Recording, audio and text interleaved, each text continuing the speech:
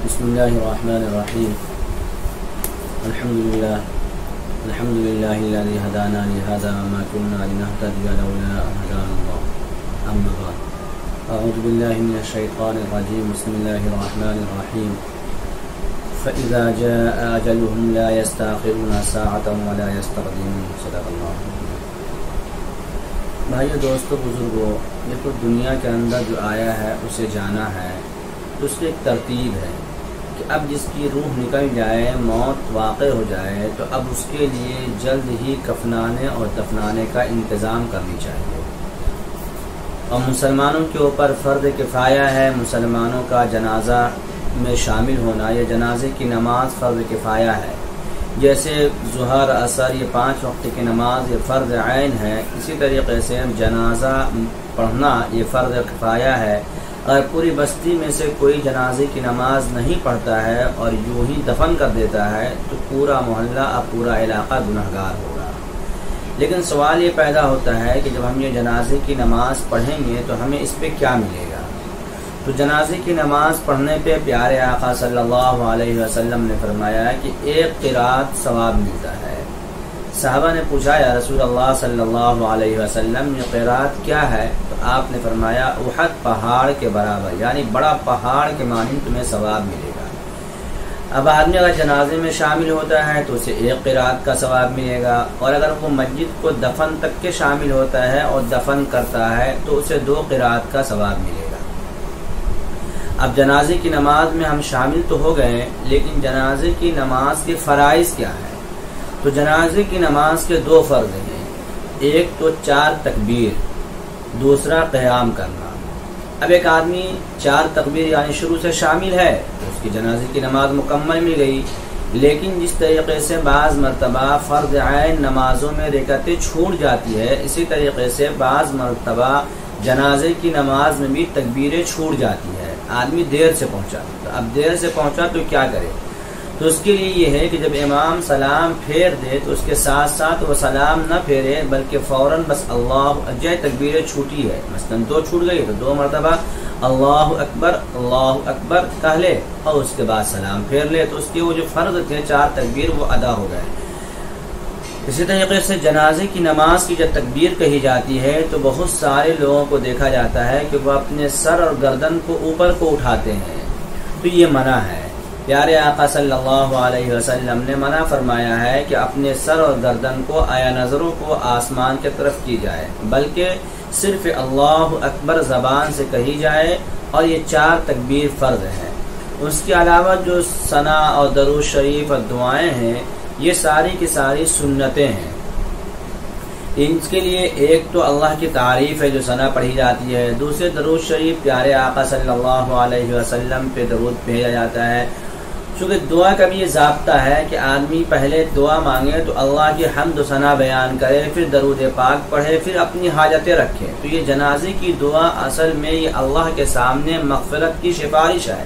کہ اللہ کے سامنے ایک بندہ مغفرت کے لیے سفارش کرتا ہے۔ اس لیے یہ دعا جو میت کی دعا ہے یہ بڑا جامع دعا ہے کہ اس کے اندر اللہ رب العزت کے حبیب محمد رسول اللہ صلی اللہ علیہ وسلم نے جو دعا سکھائی ہے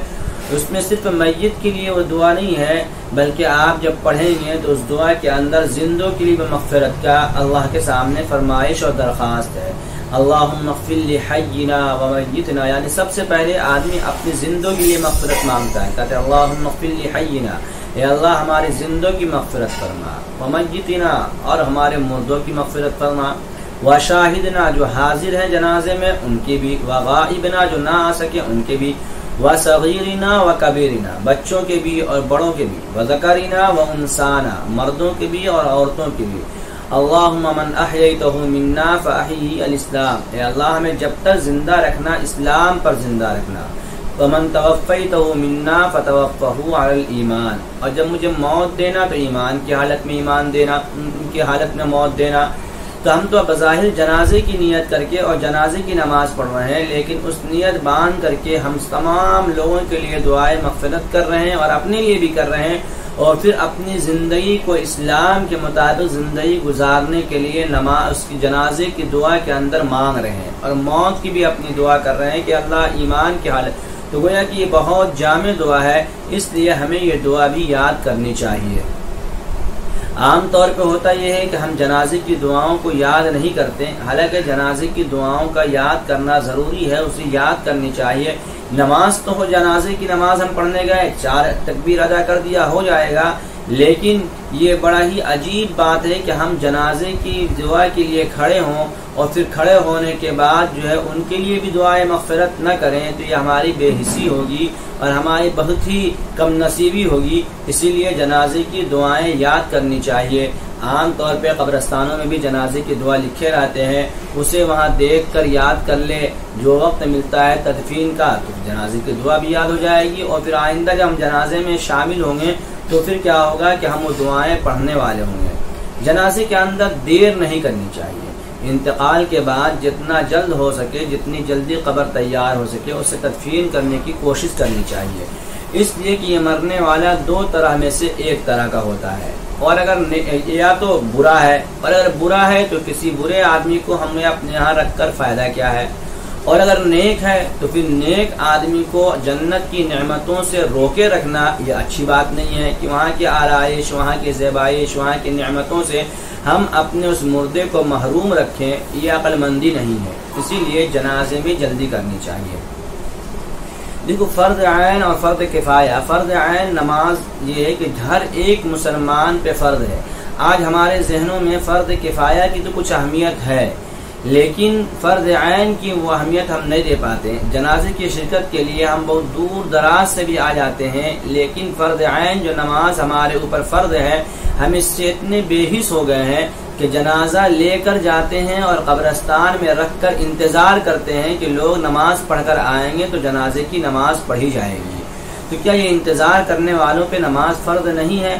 جب نماز ان پر فرض ہے تو گویا کہ فرض عین کی طرف سے وہ سستی برت رہے ہیں جو اپنے آخرت کو خراب کر رہے ہیں، تو اس لیے فرض عین کی بھی پابندی کرنی چاہیے۔ فرض کفایہ ہے، لیکن اس کے باوجود ہم اس میں کیا کرتے ہیں، اس کا ایک چیز کا اور اہتمام کرنی چاہیے کہ جب جنازے کی نماز کی ہمیں اطلاع مل جائے اور ہم جنازے میں شامل ہونے والے ہیں تو پھر ہمیں فرض نماز کے بعد سنت بھی مختصر پڑھ کر جنازے میں شامل ہو جانی چاہیے۔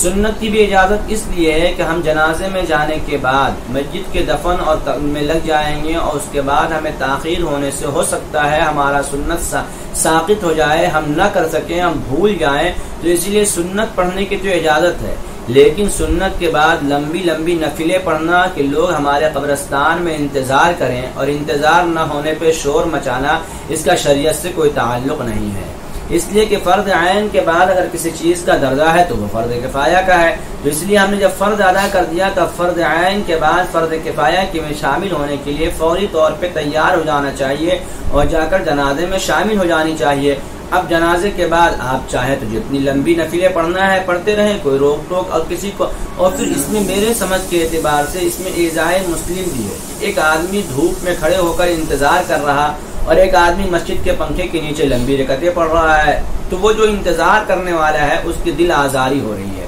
اسے تکلیف ہو رہی ہے کہ ہم فلاں کے انتظار میں یا کچھ لوگ آنے والے ہیں اس کے انتظار میں رکے ہوئے، اس لیے ایسا نہیں کرنا چاہیے، بلکہ فرض پڑھنے کے بعد سنت پڑھ کر فوری طور پہ جنازے میں شامل ہونے کی کوشش کرنی چاہیے۔ دوسری بات یہ ہے کہ آج ہمارا جنازے کا بھی مسئلہ بڑا عجیب و غریب ہے۔ ہم جنازے میں بھی شامل ہونے کے لیے ان چیزوں کے لیے خیال کرتے ہیں کہ اپنا تعلقات دیکھتے ہیں، اپنے رشتہ داری دیکھتے ہیں، حالانکہ جنازے کا تعلق اپنے رشتہ داری اور اپنے تعلقات کے بنا پہ نہیں ہے، بلکہ جنازہ میں شامل ہونا تو ایک مسلمان کا حق ہے۔